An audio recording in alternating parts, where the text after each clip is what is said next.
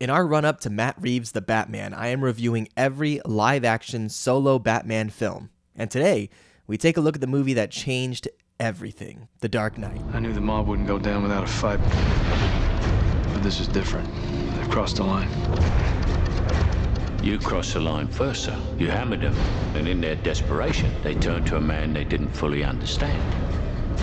Some men aren't looking for anything logical. They can't be bought, bullied, reasoned, or negotiated with. Some men just want to watch the world burn. Starting tonight, people will die. I'm a man of my word.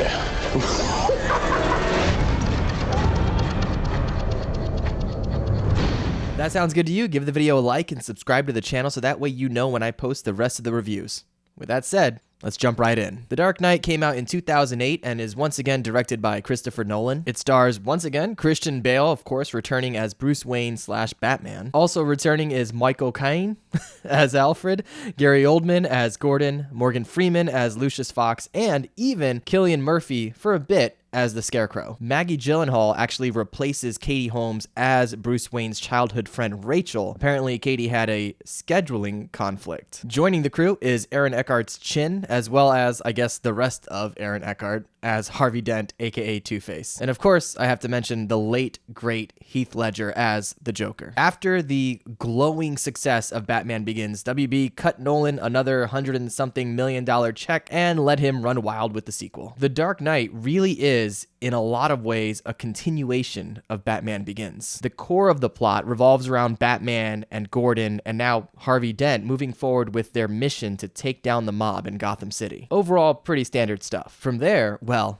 we introduce a little chaos in the form of Heath Ledger's The Joker. There are really three pillars in this movie. You have the Joker, you have Batman, and you have Harvey Dent. The Joker represents chaos and anarchy, and Harvey Dent represents the opposite side of that coin. He's the White Knight, and he represents order and safety and security. Then you have Batman, who is somewhere in between. Of course, he wants to bring order and safety to the people of Gotham, but in his own way, which is often outside of the law. It honestly kind of reminds me of Dungeons and Dragons alignments. The Joker is very much chaotic evil, for sure. Harvey Dent, I would say, is lawful good, and Batman is maybe chaotic good. And between those three pillars is where the best parts of this movie lie. Now, I already know everyone loves this movie, and many believe it's one of the greatest movies ever made. And I don't necessarily disagree with any of that, but I will say that this movie is not without its flaws. Before we get to those, though, let's start with the positives. I feel like if you track Christopher Nolan's directorial work, there's an escalation in scale. And this movie really feels like when he took things to a whole new level. From here on, it was massive blockbusters only. And this movie is an excellent example of that. It is expertly and beautifully shot. Shout out to cinematographer Wally Pfister. The city of Gotham feels so much grander than in Batman Begins. Again, an escalation in scale. I also love that it had a significant old school mob and heist movie vibe. I think Nolan even talks about being a big fan of Michael Mann's movie Heat, and you can definitely tell there are some similarities. Additionally, the writing and the acting in this movie is pretty top notch. There are a few qualms that I have with the writing, but overall it's really solid. And as far as the acting is concerned, sheesh. I will once again reiterate that Christian Bale, so far, has been the only actor to nail all three sides of Batman. And he once again shows that here. Another standout is actually Aaron Eckhart. I feel like he often gets overlooked in this movie, but I really believed him every step of the way. And honestly, when you're trying to bring a pretty cartoonish character to life like Two-Face, being believable is a massive compliment. Gary Oldman, Michael Caine, and Morgan Freeman are fantastic as well, as usual. We really need to get them in a movie together. Just the three Bat Daddies. Oldman really gets a lot more to work with in this movie though. And dude, he is such a good actor. Over the years, he has played such a wide spectrum of characters and he nails it every single time. And then of course, there's Heath Ledger. I don't know about you, but if I Wayne's World time travel back in time, I remember when he was initially cast as the Joker, and it did not go over well with most of us comic book nerds on the interwebs. But we could not have been more wrong. He was so groundbreaking as the Joker. It's like they say, it's a sign of greatness when everything before you is obsolete and everything after you bears your mark. Although there have been several other versions of the Joker since him, and I guess maybe one that was decent. I feel like every actor that takes up that mantle is still, to this day, chasing Ledger. Look, this movie is a masterpiece in so many ways. There's no denying that. All that being said, though, again, it is not without its faults. So let's get into those. Okay, first up, just a little nitpicking. I have to say it, we all know it, but yeah, Christian Bale's Bat voice is just getting weirder. In the prior movie, Batman Begins, it was still intimidating and gravelly, but here it is just ridiculous. He sounds like he's gargling caltrops. You know, those like sharp thingies that ninjas throw on the ground? I don't know if it was the direction or just a choice he made for his characters, but it was a bit silly. And I guess kind of the start of Nolan's track record of having main characters you can't understand. Weird kink, but okay. Another nitpick, but also maybe more than that, is the fact that the Joker just survives all of these ridiculous scenarios where he could have easily been captured or killed. I get that it's all to serve the story, but there are several moments in the movie where it feels a bit over the top. Like, he's not invincible. He's just a crazy guy. He can still be shot. The last issue I have is probably the biggest,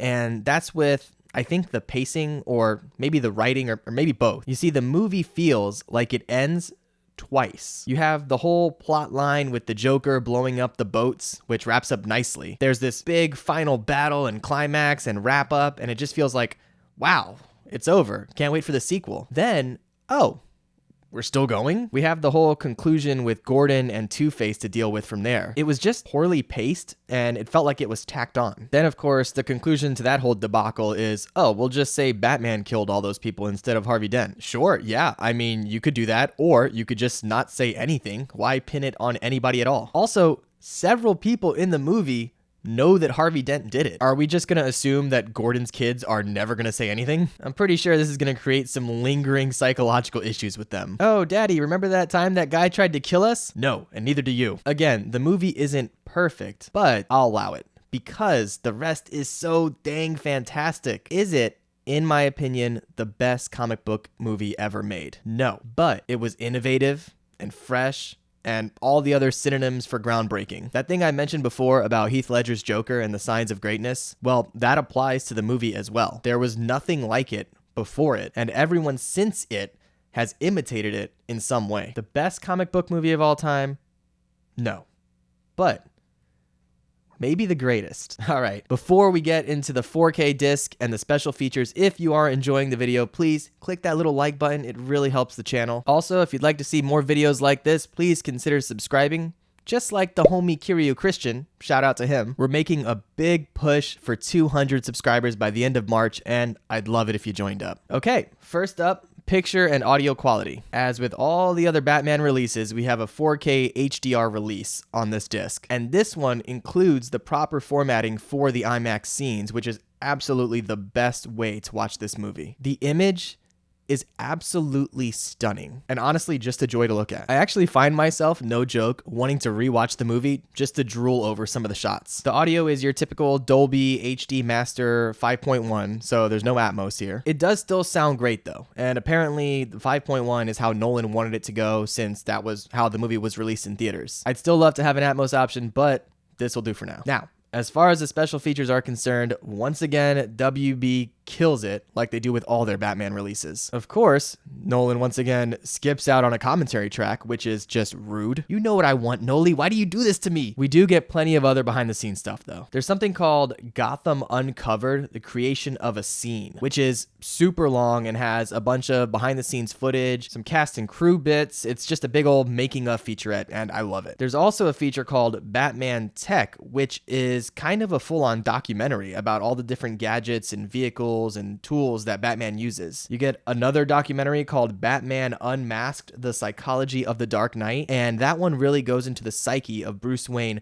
from the perspective of real-life psychologists and criminologists. Pretty dope. There are 6 shorts that total up like 45 minutes called Gotham Tonight, which is kind of this silly fake Gotham newscast thing. Then you've got some still galleries showing concept art and posters and production stills, things like that, and a couple different trailers for the movie, which is whatever. And that's it. It's actually a pretty sick bundle of features. Definitely worth the purchase in my opinion. Once again, I feel like this review is really me just putting my thoughts out there, not really expecting anyone to have this open their eyes to anything new. I mean, this movie is nearly universally beloved, and I'm sure you've already seen it, and you probably already own it. And if you don't, what are you doing? Get it together. All right, that's going to be it for me. Let me know what you think about The Dark Knight in the comments below. I'd love to hear it. Is it your favorite Batman movie? Maybe your favorite comic book movie? Or maybe just your favorite movie period, or none of the above. And if you want to see the rest of my Batman reviews leading up to the release of The Batman, make sure you subscribe to the channel. I also have a complete playlist right over here with all my Blu-ray reviews if you want to check those out and maybe get some recommendations. Thank you so much for hanging out with me today, and I'll see you in the next video. Next up, the conclusion of the Nolan trilogy with The Dark Knight Rises. Be good.